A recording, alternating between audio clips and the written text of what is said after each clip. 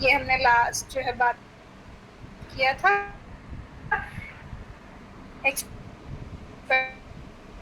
Method है, income method उसे हम डिस्कस करेंगे आज। सो इनकम मेथड में बेसिकली इनकम जो है उसे हम बोल रहे हैं कि वो हमारी इकोनॉमिक एक्टिविटी है, कि जो भी आप इनकम अर्न कर रहे हो उसके थ्रू आप इकोनॉमिक एक्टिविटी को कैलकुलेट कर रहे हो। ठीक, तो अब आप इनकम मेथड में जो कैलकुलेशन करते हो वो आपका होता है एनडीपीएफसी, मतलब कि जो भी आपका नेशनल इनकम है आप उसे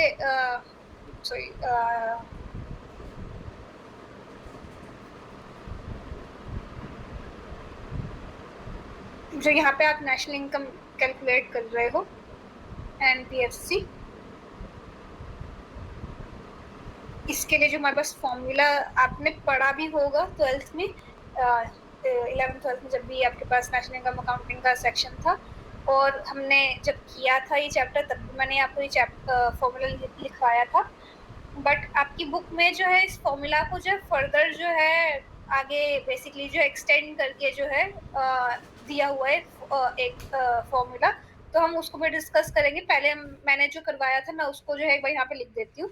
तो हम इसमें क्या रहे हैं कि हम डिफरेंट डिफरेंट सोर्सेज से जो हमारी इनकम आ रही है उसे हम ऐड करके जो है बोल रहे हैं कि टोटल इनकम कंट्री में क्या है। ठीक है, तो यहाँ पे बेसिकली हमने सबसे पहले क्या इनकम लिया कि जो वेजेस और सैलरीज हैं ये सबसे कॉमन जो है आपके पास जो है इनकम का सोर्स होता है। लोग जो है या तो जो है दिहाड़ी की मजदूरी करते हैं जिस पे उनको जो है आर्ली वेज मिलता है, या फिर वो जो है सैलरीड एम्प्लॉय होते हैं कहीं पे और उनको जो महीने का तनख्वाह मिलता है, राइट। तो वेजेस एंड सैलरीज जो है वो सबसे पहला जो है आपके पास बेसिकली जो है आइटम है जिसको आप जो है ट्रीट कर सकते हो as part of national income, right. Then इसके अलावा आपके पास और क्या तरीका हो सकता है कि आप जो है कहीं पे काम नहीं करते लेकिन आपके पास ढेर सारा जो है जमीन है जिसको आपने जो है रेंट पे दे रखा है, ठीक, और आप सिर्फ रेंट रिसीव करके जो है अपना जो है बेसिकली वो आपकी इनकम का सोर्स है।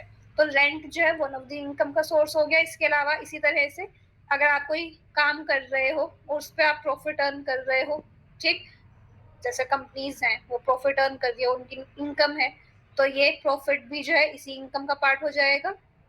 या फिर आपने जो है कोई सपोज जो है लोन जो है दिया हुआ किसी को, उस पर आप जो आपका काम ही बेसिकली पेशे से आप जो है आप लोगों को जो है बेसिकली इंटरेस्ट पे जो है पैसा देते हो, तो वो इंटरेस्ट आप अर्न कर रहे हो, तो ये आपका जो है इंटरेस्ट जो है वो भी पार्ट हो गया आपकी इनकम का। इसके अलावा एक और मैंने आपको जो है लिखवाया था सेक्शन की MISC, जिसको हम बोलते हैं मिक्स्ड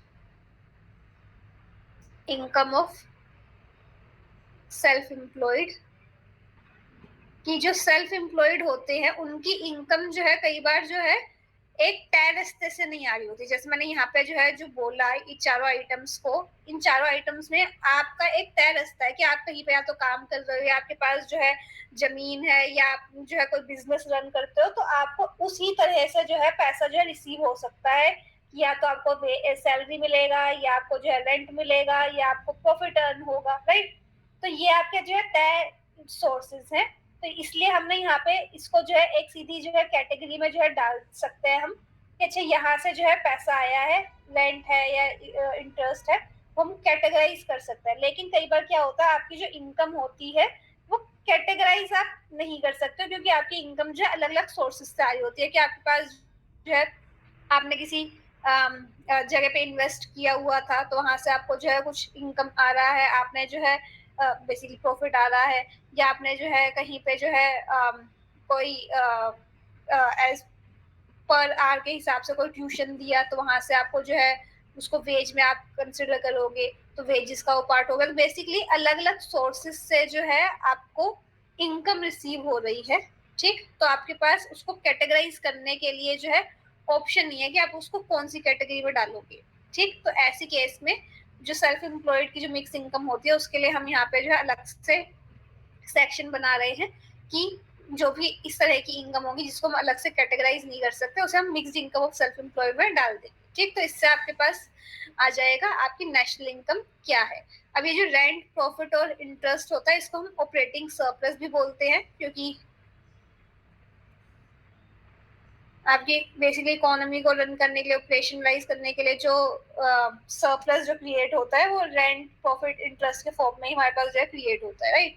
तो ये ऑपरेटिंग सरप्लस भी कहलाता है। तो ये हमारे पास फॉर्मूला जो आपने आज तक पढ़ा हुआ है, या हमने लास्ट क्लास में भी मतलब लास्ट टाइम जब हमने चैप्टर किया था तब भी हमने यही जो है फॉर्मूला डिस्कस किया था। अब आपकी जो बुक है इसमें इसी फॉर्मूला को कि जो आपका rent profit interest wage salaries और मिक्स्ड इनकम, इसको जो है फर्दर जो है डिवाइड करते हुए जो है 8 पॉइंट्स वाला जो है एक फॉर्मूला जो है बनाया है कि हमारे पास 8 तरह की इनकम है और उन इनकम को जो है हम ऐड करके जो है नेशनल इनकम कैलकुलेट कर सकते हैं। तो हम 8 टाइप्स ऑफ इनकम जो है एक एक करके डिस्कस कर लेते हैं जो आपकी बुक में दिया हुआ है, ठीक है। सबसे पहले आपको दिया हुआ है compensation of employees. So again it is same as wages and salaries कि जो कंपनसेशन है एम्प्लॉइज का, आपने जो है किसी को हायर किया और उसको आपने या तो वेज दिया या सैलरी दिया, तो वो जो वेजेस एंड सैलरीज है वो आपकी कंपनसेशन जो है कहलाती है। सो हम वेजेस एंड सैलरीज को इसमें जो है इंक्लूड कर सकते हैं, ठीक है। देन सेकंड इनकम जो ले रहे हैं इट इज प्रोप्राइटर्स इनकम।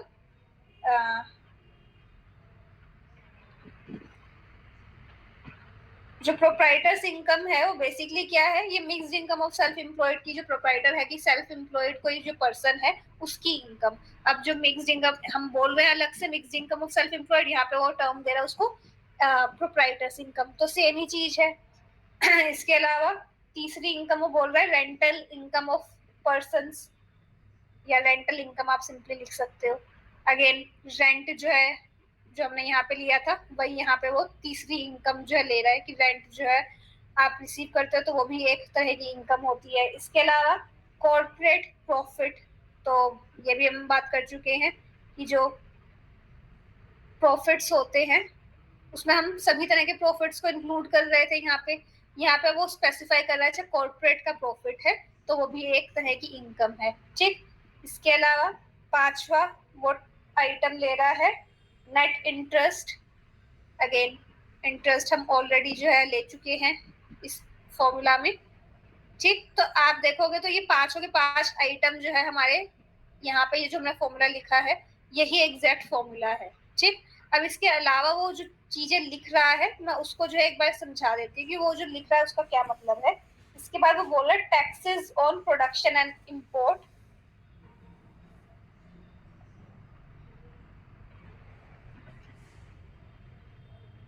अब जो प्रोडक्शन होता है और जो इम्पोर्ट आप करते हो उसके ऊपर गवर्नमेंट टैक्स लगाती है, कस्टम ड्यूटी होता है जो इम्पोर्ट्स के ऊपर लगता है। प्रोडक्शन में आज की डेट में हमारी कंट्री में जीएसटी लगता है, राइट। तो जो जीएसटी है या जो कस्टम ड्यूटी है या और तरह की जो काउंटरवेटिंग ड्यूटीज जो लगती हैं इम्पोर्ट्स वगैरह के ऊपर, उन सबको हम जो है उसको यहाँ पे 6 नंबर पे कैटेगराइज कर रहे हैं कि ये भी जो है बेसिकली गवर्नमेंट की जो है इनकम का पार्ट है। तो हमें इसे भी जो है इंक्लूड करने की, गवर्नमेंट की या state government, central government, local government जो भी आप बोलना चाहो उनका बेसिकली इनकम का सोर्स है, तो ये भी आपकी जो है इनकम में इंक्लूड होगा, ठीक। देन 7th पॉइंट वो बोल रहा है business current transfer payments. So let me just right it, business current transfer payment, कि अगर कोई भी जो है कोई बिजनेस है कोई कंपनी है वो बेसिकली जो है पे कर रही है गवर्नमेंट को कोई फी या कोई उसने जो है कोई इंश्योरेंस लिया उसका प्रीमियम कोई जो है भर रही है किसी और इंडिविजुअल को, तो वो भी जो है जो ट्रांसफर पेमेंट्स हो रही हैं वो भी बेसिकली इनकम है जो भी उसे रिसीव कर रहा है उसकी।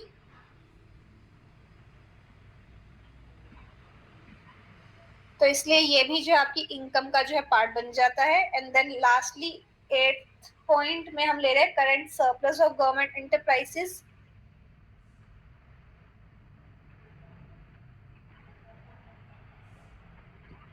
इसका मतलब बेसिकली ये है कि जो पीएसयू स्पेशली होते हैं, जैसे गवर्नमेंट एंटरप्राइजेस का मतलब यहाँ पे ये है कि जो पब्लिक सेक्टर अंडरटेकिंग्स हैं, जो पब्लिक गवर्नमेंट रन कर रही है जिन फर्म्स को, कंपनीज को, उन कंपनीज को भी तो जो है प्रॉफिट या लॉस होता है। हमने फोर्थ पॉइंट पे लिया कॉर्पोरेट प्रॉफिट। ठीक, अब हम कॉर्पोरेट प्रॉफिट में जो है ऑब्वियसली जो है गवर्नमेंट के जो भी एंटिटीज हैं जो रन हो या गवर्नमेंट के थ्रू, उनके प्रॉफिट को तो हम इंक्लूड नहीं कर रहे हैं। तो अगर कोई प्रॉफिट है जो गवर्नमेंट एंटरप्राइजेस अर्न कर रही हैं, तो वो भी जो है इस प्रॉफिट का पार्ट होगा। तो ये जो यहाँ पे हमने प्रॉफिट लिया है, इसको हम दो तरह से यहाँ पे डिवाइड करें, एक तो कॉर्पोरेट का प्रॉफिट हो गया, और एक जो है गवर्नमेंट जो है किसी तरह का अगर जो है प्रॉफिट अर्न कर रही है कोई बिजनेस रन करके। तो ये हमारे पास जो है 8 जो है दिए हुए हैं अलग अलग तरह की इनकम। ठीक, और इनको आप ऐड करोगे तो आपके पास नेशनल इनकम जो है आ जाएगा। तो वही बेसिकली सेम फॉर्मूला है जो हमने पहले लिखा था, बस यहाँ पे जो है उसको थोड़ा अलग तरह से जो है लिख रहा है। ठीक, तो ये हमारे पास इनकम को कैलकुलेट करने का जो है या इनकम के सोर्सेस के थ्रू जो है नेशनल इनकम को कैलकुलेट करने का जो है फॉर्मूला हो गया। अब एक चीज होती है जिसे हम बोलते हैं स्टैटिस्टिकल डिस्क्रिपेंसी।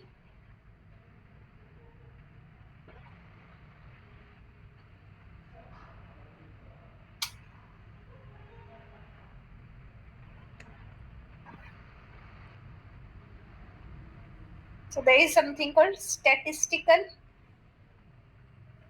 डिस्क्रिपेंसी। जो स्टैटिस्टिकल डिस्क्रिपेंसी होती है, बेसिकली क्या होता है कि जब आप कैलकुलेशन करते हो आपके नेशनल इनकम की, तो ह्यूमन एरर की वजह से भी जो है आपके पास जो कैलकुलेशन होता है उसमें बेसिकली गलती हो सकती है। ठीक, अब ये जो गलती है ये किस तरह से हम बोल रहे हो सकती है, जो स्टैटिस्टिकल डिस्क्रिपेंसी होता है, मेनली बोलते हैं कि जो प्रोडक्शन मेथड के थ्रू आप कैलकुलेशन कर रहे हो और जो इनकम मेथड के थ्रू आप जो कैलकुलेशन कर रहे हो, उन दोनों के बीच में डिफरेंस है। आप जब प्रोडक्शन मेथड के थ्रू कैलकुलेशन करोगे उसमें आप देखोगे कि कितना जो है फाइनल गुड का प्रोडक्शन हो रहा है। ठीक, इनकम मेथड में आप जो है इनकम के सोर्सेज से जो है कैलकुलेशन कर रहे हो। तो क्योंकि सोर्सेज दोनों के अलग अलग है जिसके थ्रू आप कैलकुलेशन कर रहे हो, उसकी वजह से आपके पास जो है आंसर जो बेसिकली ह्यूमन एरर की वजह से जो आपका मेजरमेंट है जीडीपी का, उसमें गलती हो सकती है। ठीक, तो ये जो डिस्क्रिपेंसी है प्रोडक्शन मेथड और इनकम मेथड में, इसकी वजह इसको हम बेसिकली टर्म करते हैं स्टैटिस्टिकल डिस्क्रिपेंसी। ठीक, तो ये हमारे पास एक टर्म है जिसको आपको पता होना चाहिए कि क्या होता है।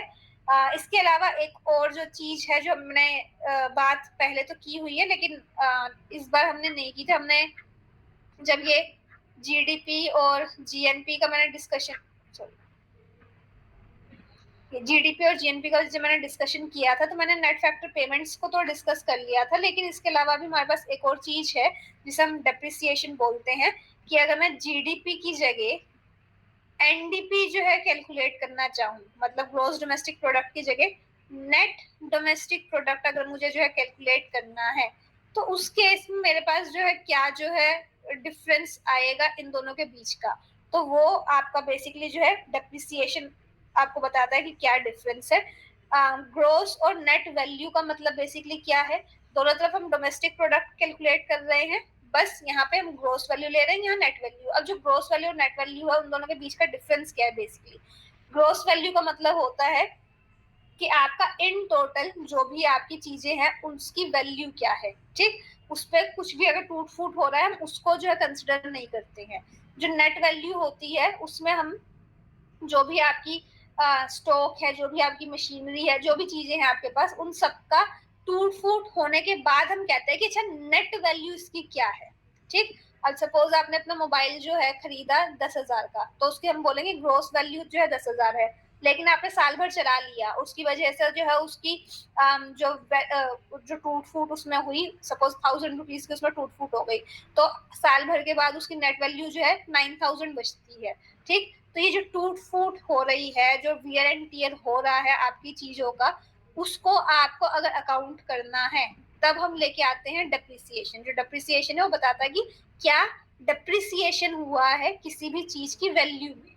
ठीक है, तो अगर मुझे ग्रोस वैल्यू से नेट वैल्यू पे जाना है, ग्रोस वैल्यू में हम ऐड करके रखा होता है हमने डेप्रिसिएशन को भी, हम किसी भी तरह की जो है टूट फूट को हटा नहीं रहे होते। ठीक, नेट वैल्यू में हम डेप्रिसिएशन को हटा देते हैं कि आपका एक्चुअली आज की डेट में नेट जो है इसका वैल्यू क्या है, ठीक। तो उस केस में जब मैं जीडीपी से एनडीपी पे जा रही हूँ, मुझे जीडीपी कैलकुलेट करना है, एनडीपी मेरे पास है, तो मैं क्या करूंगी इसमें डेप्रिसिएशन को ऐड कर दूंगी। जैसे मैंने बोला कि जीडीपी में डेप्रिसिएशन भी होता है, इसी तरह से अगर मुझे एनडीपी से जीडीपी पे जाना है तो मैं माइनस कर दूंगी डेप्रिसिएशन, क्योंकि जीडीपी में ऑलरेडी डेप्रिसिएशन है, डेप्रिसिएशन हटा दोगे तो आपके पास नेट वैल्यू आ जाएगा, ठीक। तो ये हमारे पास जो है डेप्रिसिएशन का मतलब होता है, और डेप्रिसिएशन कैसे आपको जो है जीडीपी और एनडीपी जो है में डिफरेंशिएशन जो है करके दे रही है, ये इस सेक्शन में आपको दिया हुआ था। अब हमने जो है तीनों मेथड जो है डिस्कस कर लिए हैं, जो हमारे पास इनकम मेथड, प्रोडक्ट मेथड और एक्सपेंडिचर मेथड था। अब हमारे पास जो अगला सेक्शन है, it is based on differentiation of further differentiation of the national income. जो आपकी इनकम हमने कैलकुलेट किया है, इसको अगर मैं जो है आगे जो है रिडिफाइन करना चाहूँ कि प्राइवेट इनकम क्या है, गवर्नमेंट इनकम क्या है, मतलब प्राइवेट सेक्टर की इनकम क्या है या गवर्नमेंट सेक्टर की इनकम क्या है, तो उसको हम किस तरह से जो है डिफाइन कर सकते हैं, ठीक। तो सबसे पहले प्राइवेट इनकम की बात कर लेते हैं। प्राइवेट इनकम में भी हम बात करें प्राइवेट डिस्पोजेबल इनकम की। मैंने पहले भी जो है ये वर्ड जो है यूज किया है कई बार, और इसको मैंने एक्सप्लेन भी किया था, मैं एक बार फिर से इसको एक्सप्लेन कर रही हूँ।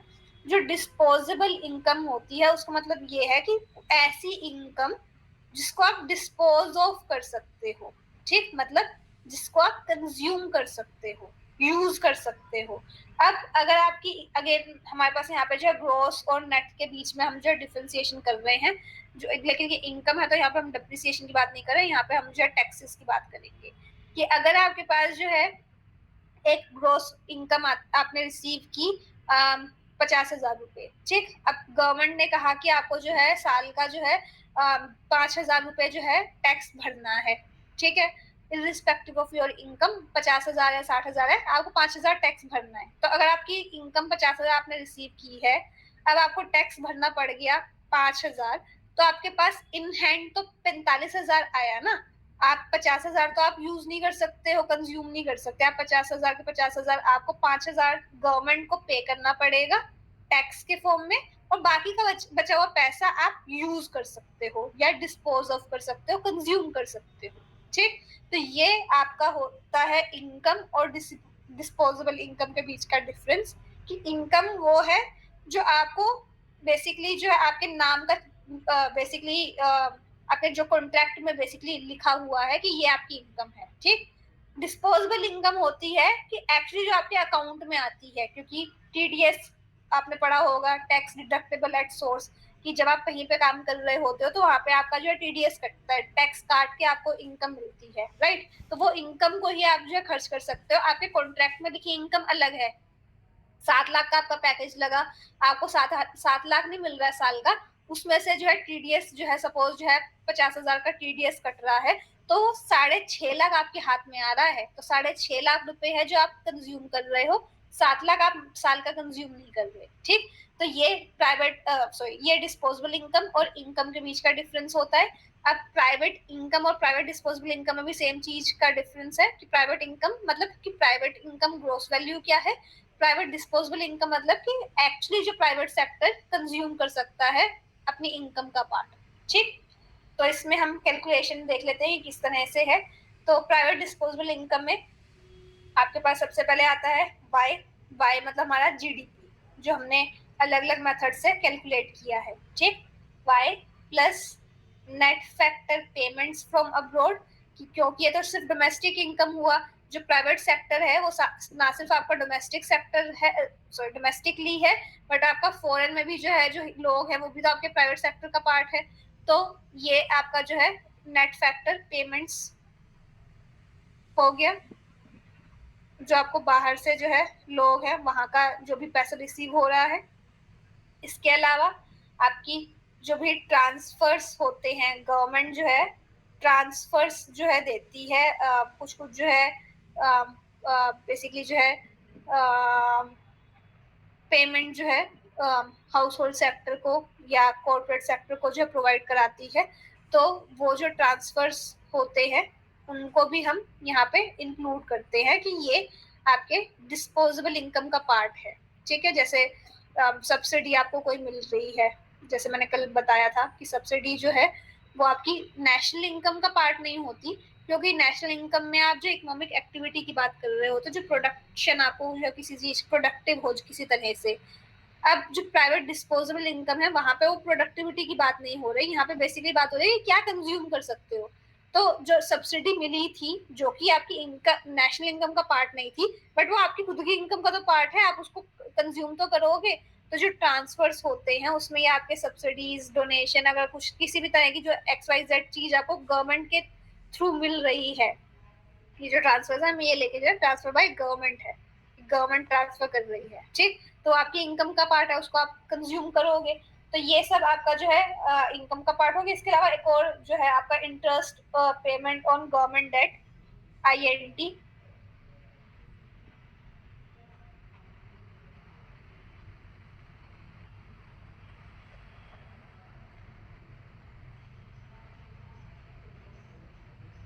जो interest payment on government debt होता है ये भी जो है बेसिकली प्राइवेट इनकम का पार्ट होता है, कि अदरवाइज ये जो भी गवर्नमेंट जो है डेट ले रही है उस पर जो भी इंटरेस्ट पेमेंट होता है वो खर्चा एट दी एंड जो है हो किसके ऊपर रहा है, वो इंडिविजुअल जो भी उस कंट्री में एग्जिस्ट करते हैं उनके ऊपर खर्चा हो रहा है, तो वो भी आपकी इनकम का पार्ट हुआ। So interest on interest payments on government debt भी जो है आपकी इनकम का पार्ट हुआ। अब क्योंकि हमें लेना है डिस्पोजेबल इनकम, अगर मैं सिर्फ बोलती कि मुझे प्राइवेट इनकम कैलकुलेट करना है तो ये मेरी प्राइवेट इनकम है, बट मुझे चाहिए डिस्पोजेबल इनकम जो मैं कंज्यूम कर सकूं। तो इसमें से टैक्सेस को टैक्सेस इसे मैं हटा दूंगी कि टैक्सेस मैंने हटा दिया, बाकी जो बची हुई इनकम है उसको मैं अब कंज्यूम कर सकती हूँ। ठीक, तो ये हमारे पास हो गया प्राइवेट डिस्पोजेबल इनकम। दोबारा से मैं रिपीट कर रही हूँ, आपकी बुक में ऑल्दो दिया नहीं हुआ है कि प्राइवेट इनकम क्या है, बट अगर आपको कोई बोले प्राइवेट इनकम कैलकुलेट करो तो आप प्राइवेट इनकम में क्या लोगे, ये 4 आइटम्स, ये आपके प्राइवेट इनकम का पार्ट है। 4 आइटम्स, इसमें से आप टैक्सेस माइनस कर देते हो तो आपके पास प्राइवेट डिस्पोजेबल इनकम आ जाता है। ठीक है, तो ये चीज ध्यान रखना, प्राइवेट डिस्पोजेबल इनकम और प्राइवेट इनकम के बीच में क्या डिफरेंस है। ठीक है, अब ये तो हुआ प्राइवेट सेक्टर की इनकम। अब गवर्नमेंट सेक्टर की इनकम की बात कर लेते हैं। तो गवर्नमेंट सेक्टर की इनकम के लिए या गवर्नमेंट इनकम हम लिख सकते हैं इसके लिए कि गवर्नमेंट की इनकम आएगी कहाँ से। सबसे सिंपल सा जो है हमने मॉडल लिया हुआ है कि हम टैक्सेस रिसीव करते हैं। ठीक, गवर्नमेंट जो है टैक्स रिसीव कर रही है, अब यही उसकी ऑब्वियसली अर्निंग है, राइट। तो इनकम उसकी आ कहाँ से रही है, जो भी वो टैक्स लगा रही है उससे उसको इनकम आ रही है। तो गवर्नमेंट इनकम में सबसे पहला आइटम हो गया टैक्सेस। बट हमें यहाँ पे जो है कैलकुलेट करना है कि आपकी अगेन जो डिस्पोजेबल इनकम है या इसे बोल सकते हैं नेट गवर्नमेंट इनकम, वो क्या है। तो उसके लिए अगर सिर्फ कोई बोलता है कि गवर्नमेंट इनकम बताओ तो टैक्सेस जो है गवर्नमेंट की इनकम है, बट अगर कोई बोल रहा है कि नेट गवर्नमेंट इनकम बताओ तो टैक्सेस तो रिसीव कर रहा है लेकिन साथ में वो ट्रांसफर्स और ये जो INT है, इंटरेस्ट पेमेंट और गवर्नमेंट डेट, ये भी जो है पे कर रहा है प्राइवेट सेक्टर को, तो ये आपको माइनस करना पड़ेगा। तो ये आपके पास आ गया कि नेट गवर्नमेंट इनकम क्या है। ठीक है, तो हमारे पास दोनों तरह की इनकम आ गई, गवर्नमेंट सेक्टर की भी, प्राइवेट सेक्टर की भी, कि क्या हमारे पास यहाँ पे इनकम है। ठीक है, तो हमने इनकम तीनों तरह की पढ़ ली है, नेशनल इनकम क्या होता है, प्राइवेट इनकम क्या होता है और गवर्नमेंट इनकम क्या होता है। ठीक, अब इसके बाद हमारे पास जो नेक्स्ट सेक्शन है it is on saving and wealth, कि सेविंग क्या होता है और वेल्थ क्या होता है। ठीक, अभी हम सेविंग डिस्कस करेंगे, वेल्थ को हम कल डिस्कस करेंगे कि वेल्थ होता क्या, कल मतलब कि नेक्स्ट क्लास में हम डिस्कस करेंगे कि वेल्थ क्या होता है, नेशनल वेल्थ क्या होता है, सेविंग और वेल्थ को हम स्टॉक और फ्लो से भी एक्सप्लेन करेंगे। ठीक, तो हम वो कॉन्सेप्ट जो है नेक्स्ट क्लास में डिस्कस करेंगे। अभी हम सेविंग डिस्कस करेंगे कि नेशनल सेविंग क्या है, प्राइवेट सेविंग क्या है, गवर्नमेंट सेविंग क्या है एंड सो ऑन। ठीक, तो सबसे पहले सिर्फ सिंपल सेविंग जो है हम समझ लेते हैं कि सेविंग होता क्या है। तो आपकी जो इनकम होती है, जो भी आप जो है हर महीने या हर साल अर्न कर रहे हो इनकम, उस इनकम को या तो आप कंज्यूम करते हो या आप सेव करते हो। दो में से एक ही आप चीज कर सकते हो। या तो इनकम को आप जो है खर्च दोगे, ठीक, कोई चीज जो है खरीद लोगे, या आप अपने पास जो है रखोगे, ठीक है ना। तो या तो आप कंज्यूम करोगे या आप सेव करोगे, इसके अलावा आपके पास तीसरा कोई ऑप्शन है नहीं, ठीक है। तो इसको हम जो है एक आइडेंटिटी भी बोलते हैं, ऐसे हम इसको लिखते हैं तीन जो है लाइनों के थ्रू, C+S। कि जो आपकी इनकम होती है वो आपकी या तो कंज्यूम होती है या सेव होती है हमेशा, इसके अलावा आपके पास कोई ऑप्शन है ही नहीं। तो ये जो आइडेंटिटी का जो साइन होता है, इसका मतलब होता है, या आइडेंटिटी जो होती है उसका मतलब बेसिकली होता है कि something that is always true, हमेशा जो सच होगा, ठीक। तो y=C+S ये हमेशा सच होता है, चाहे आप इक्विलिब्रियम में हो, चाहे आप डिसइक्विलिब्रियम में हो, कोई भी आपके पास सिचुएशन है, हमेशा आपका इनकम जो है इक्वल होगा कंजम्पशन प्लस सेविंग, क्योंकि आपके पास और कोई ऑप्शन है ही नहीं। या तो आप खर्चोगे या आप अपने पास रखोगे, उसके अलावा तो कोई ऑप्शन है नहीं, ठीक है। तो ये मत बोलना कि मैम खो देंगे, खोना भी जो है वो आपका जो है बेसिकली कंजम्पशन का ही पार्ट हो गया, कि आपने जो है कहीं पे जो है उसको खर्च दिया, तो वो कंजम्पशन में ही हम उसको कैलकुलेट कर लेते हैं। हम अज्यूम करते हैं कि जो हमारे इकोनॉमिक एजेंट्स हैं इकोनॉमी में वो रैशनल होते हैं, तो वो खोने वाला जो है रैशनैलिटी का पार्ट नहीं होता, ठीक। तो कंजम्पशन या सेविंग ही आपकी जो है इनकम का जो है पॉसिबल जो है ऑप्शन है, या तो कंज्यूम होगा या सेव होगा। तो अब यहाँ पे इसी के बेसिस पे हम जो है, जो हमारी अलग अलग जो इनकम है, national income, private income, government income, इसको यूज करते हुए सेविंग्स जो है अलग अलग हम कैलकुलेट करेंगे। तो सबसे पहले मैं प्राइवेट सेविंग जो है कैलकुलेट कर रही हूँ, फिर उसके बाद हम जो है गवर्नमेंट सेविंग पे आएंगे एंड देन नेशनल सेविंग पे। तो सबसे पहले प्राइवेट सेविंग में, जैसे मैंने यहाँ पे लिखा कि y=C+S की कोई भी इनकम जो होती है वो कंज्यूम होती है या सेव होती है, तो मैं ये लिख सकती हूँ कि जो सेविंग है वो y-C है। ये इन जनरल मैं लिख रही हूँ, ठीक है, इन नोटेशंस का भी कोई मतलब नहीं है, ठीक है।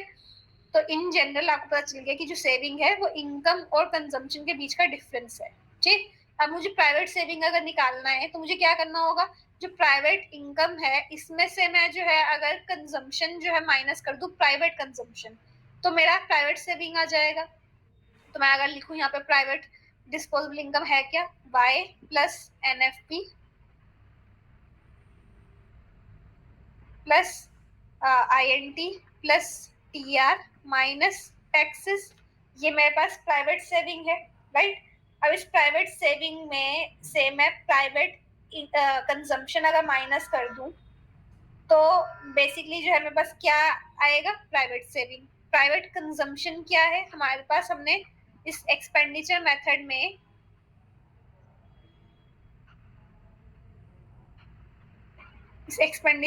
में हमने ये कंजम्पशन जो है लिया था, जिसे हम बोल रहे थे प्राइवेट कंजम्पशन, राइट। तो मैं यही प्राइवेट कंजम्पशन यहाँ पे जो है ले सकती हूँ माइनस प्राइवेट कंजम्पशन, तो अब ये मेरे पास आ गया प्राइवेट सेविंग। तो ये इतना सिंपल सा फॉर्मूला है कि आपको जो भी इनकम है उसमें से जो है कंजम्पशन माइनस करना है। तो प्राइवेट इनकम ये है, प्राइवेट कंजम्पशन ये है, आपके पास प्राइवेट सेविंग का फॉर्मूला आ गया। इसी तरह से जो गवर्नमेंट सेविंग है, गवर्नमेंट सेविंग के लिए गवर्नमेंट इनकम और गवर्नमेंट की स्पेंडिंग जो है या गवर्नमेंट की जो कंजम्पशन है उसे माइनस कर दो। तो गवर्नमेंट की इनकम हमने क्या ली थी, net government income T minus TR minus INT। अब इसमें से अगर मैं माइनस कर देती हूँ जो भी गवर्नमेंट की कंजम्पशन है, गवर्नमेंट की कंजम्पशन क्या है, अगेन इसके लिए आप एक्सपेंडिचर मेथड पे जा सकते हो। गवर्नमेंट की जो कंजम्पशन है, गवर्नमेंट क्या कंज्यूम कर रही है, कंजम्पशन का बेसिकली मतलब होता है कि आप क्या खर्च कर रहे हो, तो आप स्पेंड करते हो ये जी का अमाउंट, राइट। तो इसको अगर आप जो है माइनस कर दो, माइनस माइनस जी, तो अब ये आपके पास आ गया गवर्नमेंट सेविंग। तो प्राइवेट सेविंग, गवर्नमेंट सेविंग, दोनों का फॉर्मूला एकदम सिंपल सा है, आपको सिर्फ इनकम में से कंजम्पशन माइनस करना है, रिस्पेक्टिव कंजम्पशन, प्राइवेट सेक्टर में प्राइवेट कंजम्पशन, गवर्नमेंट सेक्टर में गवर्नमेंट कंजम्पशन। ठीक, इसी तरह से जो नेशनल सेविंग है, अब उसको कैलकुलेट करना और भी आसान हो गया। नेशनल सेविंग क्या है, पूरे देश की सेविंग क्या होगी, जो भी प्राइवेट सेक्टर और गवर्नमेंट सेक्टर की सेविंग होगी, तो S private plus S government, जो भी गवर्नमेंट सेक्टर की सेविंग, जो भी प्राइवेट सेक्टर की सेविंग, उसे हम जो है अगर ऐड कर दे तो हमारे पास जो है नेशनल सेविंग जो है, इसको हम एस से डिनोट कर सकते हैं, सेविंग आ जाएगा हमारे पास। तो इसको लिखते हैं Y plus N F P plus I N T plus T R minus T minus C plus T minus T R minus I N T minus G. अब जो भी कटता है उसे हम काट देते हैं, टी से यहाँ पे टी कट जाएगा, टी आर से T R, I N T से आई एन टी। अब अगर आप जो है इसको यहाँ पे लिखो तो आपके पास क्या आया, Y plus N F P minus C minus G. तो ये हमारे पास जो है आ गया नेशनल सेविंग। कि आपने क्या किया कि जो आपकी इनकम है, टोटल इनकम, उसमें से आपने जो है कंजम्पशन माइनस कर दिया। अब यहाँ पे अगर आप ध्यान से देखो, ये भी आपका सेम जो है फॉर्मूला आ रहा है कि इनकम में से, नेशनल इनकम में से आपने जो है जो नेशनल कंजम्पशन है उसे माइनस किया है। तो ये जो Y plus N F P है, ये बेसिकली क्या है, वाई हमारा जीडीपी होता है, एनएफपी अगर हम उसमें ऐड कर रहे हैं तो बेसिकली ये हमारे को क्या दे रहा है, जीएनपी, ग्रोस नेशनल प्रोडक्ट। इसमें से हम माइनस क्या कर रहे हैं, कंजम्पशन जो प्राइवेट सेक्टर का है, कंजम्पशन जो गवर्नमेंट सेक्टर का है। तो बेसिकली यहाँ पे यहाँ पे हुआ क्या कि हमने इनकम जो थी कंट्री की, उसमें से टोटल जो कंजम्पशन है कंट्री की, टोटल कंजम्पशन कंट्री की क्या होगी, जो भी प्राइवेट सेक्टर से कंजम्पशन है, जो भी गवर्नमेंट सेक्टर से कंजम्पशन है, उसको माइनस किया तो हमारे पास नेशनल सेविंग आ गया। तो सेम कॉन्सेप्ट अभी भी हम अप्लाई कर रहे हैं कि जो आपकी इनकम है उसमें से आप कंजम्पशन हटा दो, आपको सेविंग मिल जाएगा।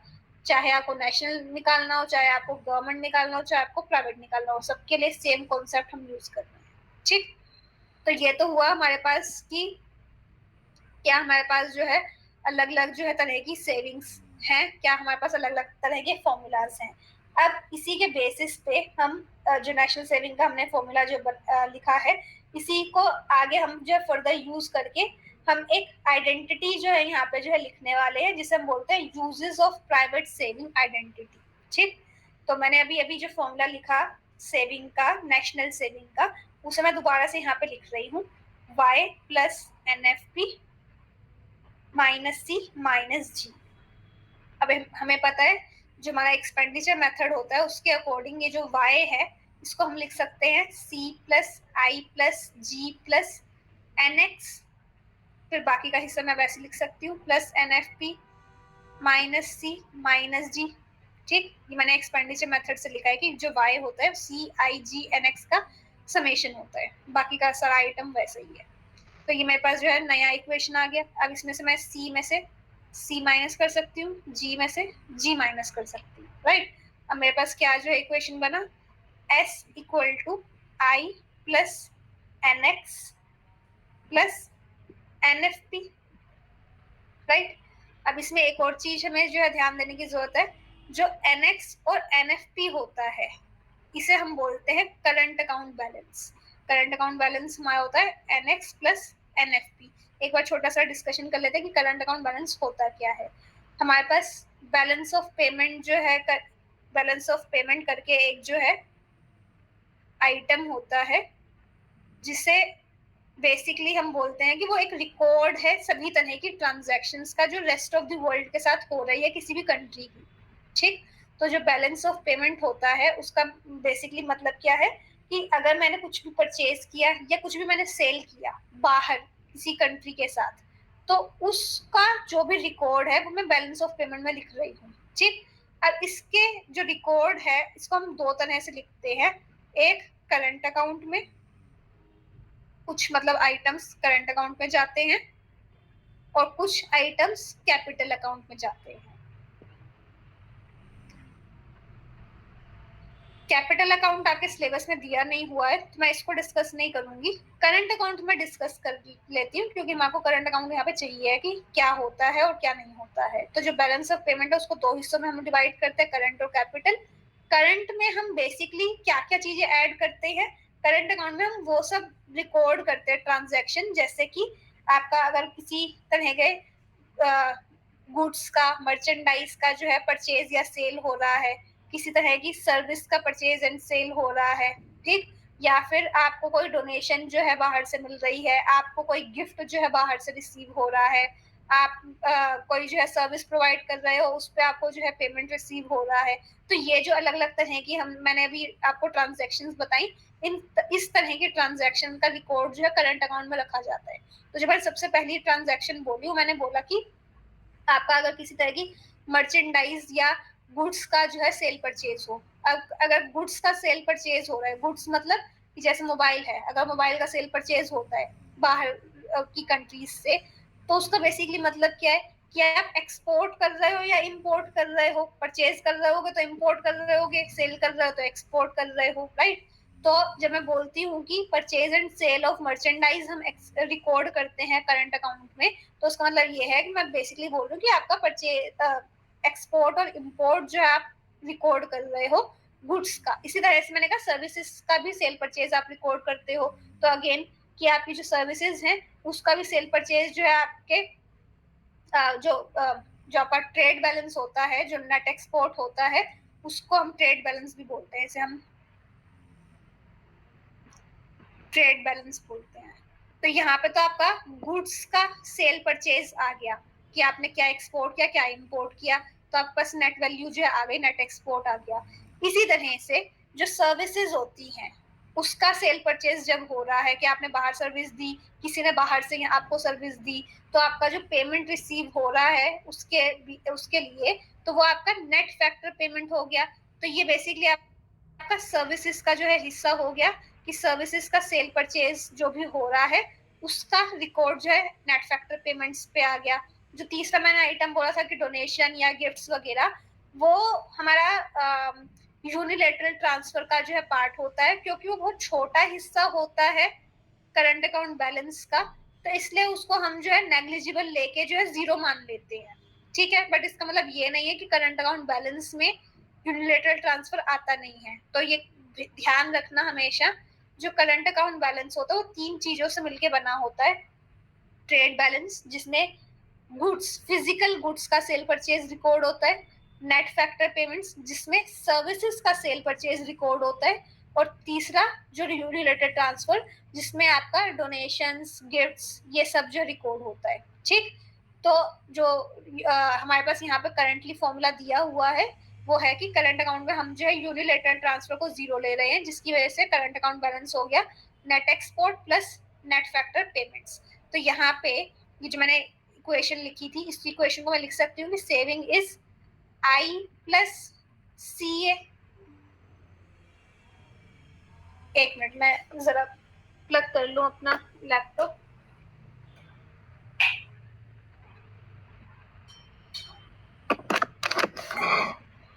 ठीक है, तो ये हमारा आई प्लस सी ए जो है हो गया सेविंग की जो हमने इक्वेशन लिखी हुई थी, ठीक है।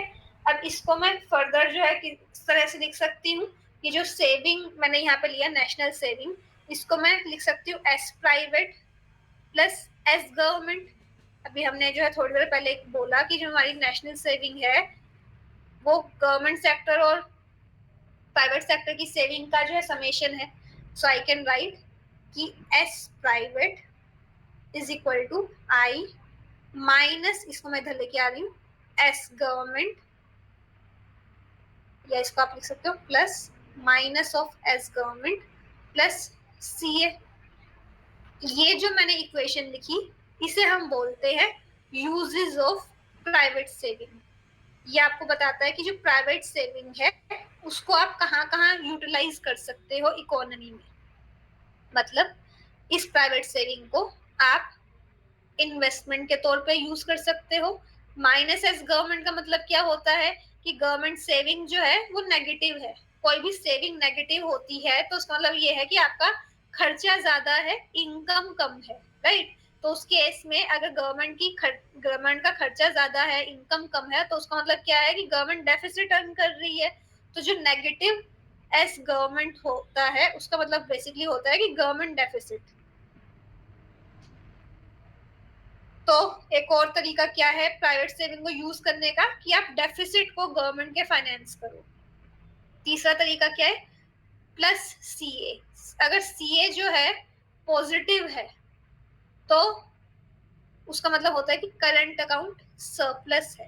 करंट अकाउंट सरप्लस में होने का मतलब क्या है कि आपका जो रिसीविंग हो रहा है करंट अकाउंट में वो ज्यादा है और पेमेंट आपकी कम हो रही है। इसका मतलब क्या है, अगर आपके यहाँ पे करंट अकाउंट सरप्लस है, कंट्री ए में करंट अकाउंट सरप्लस है, तो जो कंट्री बी होगी जो उसके साथ ट्रेड कर रही है वहां पे करंट अकाउंट डेफिसिट होगा। आप हमेशा बैलेंस जो है मेंटेन करोगे ना। आपका अगर यहाँ पे जो है चीज ज्यादा है, इस ए कंट्री में अगर जो है आपके पास सरप्लस हो रहा है, तो वो सरप्लस तभी हो रहा है जब बी में डेफिसिट है। यहाँ पे सरप्लस होने का मतलब ही ये है कि बी में डेफिसिट है। अगर बी में डेफिसिट नहीं होगा, यहाँ पे भी हम बोले सरप्लस है, तो कुछ तो गड़बड़ है। तो यहाँ पे अगर हम बोल रहे हैं करंट अकाउंट सरप्लस, तो यहाँ पे है करंट अकाउंट डेफिसिट। तो इसका मतलब ये है कि इनको जो है पैसे की रिक्वायरमेंट है, इनके पास जो है खर्चा इनका ज्यादा हो रहा है। तो आप क्या कर सकते हो, अपनी जो प्राइवेट सेविंग है उसको दूसरी कंट्री के जो डेफिसिट है उसको फाइनेंस करने के लिए भी आप यूज कर सकते हो। ठीक, तो ये आपके पास अलग अलग जो है यूजेस होते हैं प्राइवेट सेविंग के लिए, और इसी आइडेंटिटी को हम बोलते हैं uses of private saving identity. ये काफी इंपॉर्टेंट है, एग्जाम में इसका जो है डेरिवेशन आता है। ये जो मैंने डेरिवेशन यहाँ पे किया, यहाँ नेशनल सेविंग से, ये डेरिवेशन जो है इसका आता है ये पूरा। और फिर ये पूछते हैं कि किस किस तरह से आप इस प्राइवेट सेविंग को यूज कर सकते हो। तो उसके लिए मैंने आपको बताया ही कि खुद का जो है डोमेस्टिक इन्वेस्टमेंट कंपनी जो है कोई जो है इशू कर सकती है, एफपीओ वगैरह, वहां पे आप जो है इन्वेस्ट कर सकते हो। या गवर्नमेंट जो है डेफिसिट को फाइनेंस करने के लिए ट्रेजरी बिल्स इशू करती है, वो आप परचेज कर सकते हो। या आप बाहर जो है किसी कंट्री को जो है रिक्वायरमेंट है, तो अगेन बाहर की कंट्रीज भी जो है इशू करती हैं अपने टी बिल्स वगैरह, तो वहां पे आप फाइनेंस जो है कर सकते हो। तो ये आपके पास जो अलग अलग तरह के जो ऑप्शंस हैं इस प्राइवेट सेविंग को यूज करने के। ठीक है, तो आज के लिए इतना ही। ये हमने जो है सेविंग्स वाला जो है हिस्सा कंप्लीट कर लिया है कि सेविंग्स क्या होती है। अब सेविंग एंड वेल्थ में वेल्थ का हिस्सा रहता है कि वेल्थ क्या होती है और सेविंग और वेल्थ में डिफरेंस क्या है। ठीक है, इसको हम नेक्स्ट क्लास में डिस्कस करेंगे। ठीक है, अभी के लिए इतना काफी है। ट्यूट मैं 4-5 तक जो है लेती हूँ, 10-15 मिनट का हम गैप ले लेते हैं। 4-5 4:05 तक जो है हम शुरू करेंगे ट्यूट। छोटा ट्यूट लूंगी आधे घंटे का, जो बैक में जो 2 क्वेश्चन दिए हुए हैं शुरू के, बस वही हम डिस्कस करेंगे। ठीक है, वो ऑलरेडी हमने डिस्कस किया हुआ है, उसी को एक बार जो है हम और बात कर लेंगे। ठीक है ना, दोनों ग्रुप का ट्यूट साथ में होगा, तो प्लीज ध्यान रखना कि आपका ट्यूट आज ही है, चाहे आप ग्रुप 1 हो चाहे ग्रुप 2 में हो।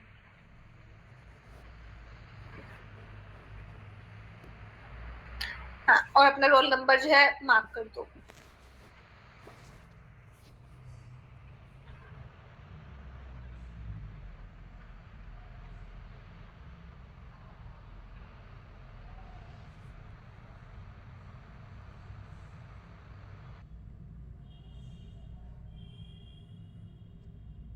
अभी आप लीव करना चाहो आप लीव करके जा सकते हो। 4:05 तक जो है वापस आ जाना। ठीक है, फिर हम ट्यूट जो है शुरू करेंगे।